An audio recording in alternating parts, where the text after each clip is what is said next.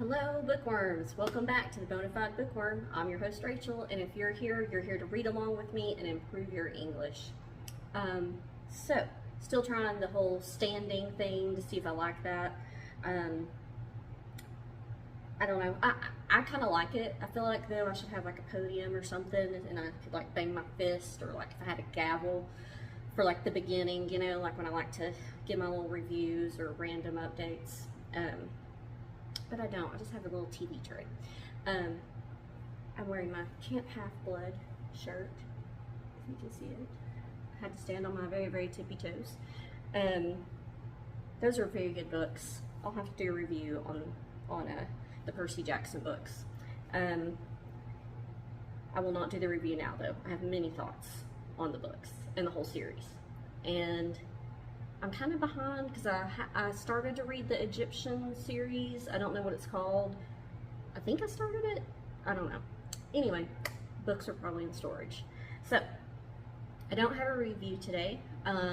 Just gonna jump into the book. We're getting close to the end. When we left Joe, he finally found some footprints of Richard and Simon, so that was encouraging. But then at the same time, I'm like, well, if he's finding footprints, those must be really old footprints or really new. I don't know. He's got to be found somehow because obviously he lives, but it's driving me nuts. I'm like, I just want to get to the end. Let's see. I think that's pretty much it. We'll just go ahead and get started. Of course, our book is Touching the Void by Joe Simpson.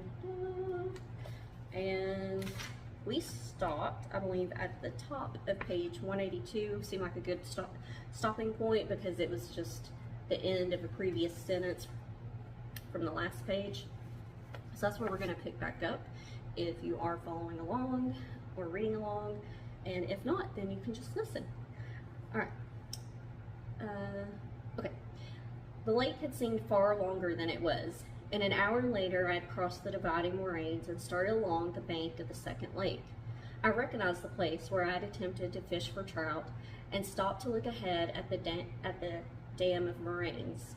I was going to call them dame moraines. Dam of moraines. It had taken me 15 minutes to walk to camp from here.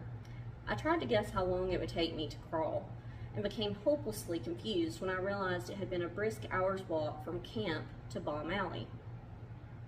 It had taken me 5 hours to descend to the second lake. I found it impossible to grasp how slowly I was moving. Yet, as I looked at the dam, I felt sure I could reach it before dark. I had 1 hour left. The sun had been blotted out by a rolling blanket of cumulus clouds coming from the east. They looked dark and swollen as they packed into the valley walls. It was going to storm. I reached the moraine dam just as the first drops of rain spattered down. The wind had increased and gusted cold blasts of ice-cold air across the lake. I shivered. The wall of the dam was comprised of compacted mud and gravel. I remembered that I had slipped and fallen when climbing it before. A few rocks jutted out from the mud, which was tilted at an angle of 45 degrees. At its head, a jagged crown of loose boulders was outlined against lowering storm clouds. Snowflakes whipped past me, mixed into the rain. The temperature was dropping rapidly. I used my axe on the mud as if it were ice, reaching up and hacking the pick into the wall, and then hauling myself up with my arms. I kicked my boot into the slope with little effect. I scraped my boot across the slope until it lodged accidentally on a small edge of stone jutting from the mud. Another swing of the axe, and I had to repeat the whole precarious process while my injured leg hung uselessly beneath me. The higher I climbed, the more nervous I became. I thought it was because I was scared of falling and having to begin again, but it went deeper than that. The dark dread of what I might find at the top was becoming unbearable. It had been with me from the very beginning. In the crevice, it had been overshadowed by terror. On the glacier, by loneliness. But once past all the dangers, it had mushroomed into a consuming hollowness. Something huge and bloated wallowed in my chest, squeezing my throat and emptying my guts. That sounds very unpleasant. My nerves jumped and twisted, and every thought in my head was focused on the possibility of finding myself abandoned, not just for a second time, but for good. At the top of the mud slope, I crawled between a jumble of rocks until I had reached the highest point of the moraines. I pulled myself upright and leant against a large boulder. There was nothing to be seen. Clouds filled the valley below, and snow flurries eddied back and forth in the wind. If the tents were there, I couldn't see them. It was almost dark. I cupped my hands to my mouth and shouted, "Simon!" It echoed off the clouds, and the wind whipped it away. I screamed a high-pitched howl at the clouds and heard an eerie echo from the gathering darkness. Had they heard me? Would they come? I slumped down by the boulder, sheltering from the wind, and waited. The cold ate through me as darkness quickly swamped the clouds from view. I listened intently for the answering call, knowing it would never come. And when I could sit still no longer for the shivering, I shuffled away from the boulder. There was a long descent of grass and cactus-covered hillside ahead. I had considered getting my sleeping bag out and resting the night on the moraines, but the voice said, "Don't," and I agreed. It was too cold. To sleep now would be to never wake up. I huddled my shoulders against the wind and, facing forward, shuffled down the hillside. Excuse me. Hours of darkness drifted by, and I lost all sense of place and time. I shuffled in short, inching slides, peering round at the surrounding darkness and confusion. The idea that I was descending to the tents had long since evaporated. I had no conception of what I was doing, and knew only that I must keep moving. The wind-blown snow spattered my face in icy gusts. It would wake me from deep, timeless sleeps and force the crawl to begin again. Occasionally, I glanced at my watch, switching the light on and squinting at the clock face. 9 o'clock, 11 o'clock. The night stretched on, and the 5 hours crawling from the moraine dam meant nothing. I vaguely knew it should have taken me only 10 minutes to reach the camp. 5 hours could have been 10 minutes. I no longer understood. When sharp cactus spines sliced into my thighs, I would stop and explore the ground beneath me, quite incapable of understanding what had pierced me. The night blanketed everything from sight, and I slipped into a delirium of muttered words and distorted ideas of where I was and what I was doing. Was I still on the glacier? Better be careful, I thought. The crevices are bad at the end. And where have all the rocks gone? It was good not to feel thirsty, but I wished I knew where I was. Oof. Chapter 13, Tears in the Knot. Almost without noticing it, I had entered a wide area of rocks and river gravels. Moraines again? I was unsure. The steep descent of grass and cactus had disoriented me. When I turned to look behind me, a dark, sinuous line was just visible on the white, snow-covered hillside. There was no snow on the rocks. Which rocks were these? I fumbled in the rucksack until I found my head torch. A dull yellow glow flared briefly when I turned it on. I shone it round in a circle and saw gray, tumbled rocks. I was sitting in a huge barren field of them, quite unable to choose which way to crawl. The torch beam died quickly. I discarded it and moved forward into the darkness, with my head whirling in confusion. I tried to think clearly, sweeping away the medley of mad thoughts for brief snatches of reality. The riverbed. That was where I was, though the realization didn't help, for I slept immediately and woke later, unable to remember it. The notion that I was on the riverbed flitted through my mind, but I failed to grasp it again and insisted on returning to wilder ideas. The riverbed was half a mile wide, strewn with rocks and pocked with pools of icy meltwater. Somewhere out in the darkness lay the river. I couldn't hear it for the storm winds. The tents were snuggled on its far bank. But where was I? Was I moving towards the center or curving back towards the moraine dam? Does anyone care? I kept shuffling along, bumping my feet up against rocks, moaning at the spasms of pain, muttering questions to the darkness, and hearing only the sibilant rush of stormy wind in answer. The voice had left me hours ago. I was glad not to be bothered by its interruptions.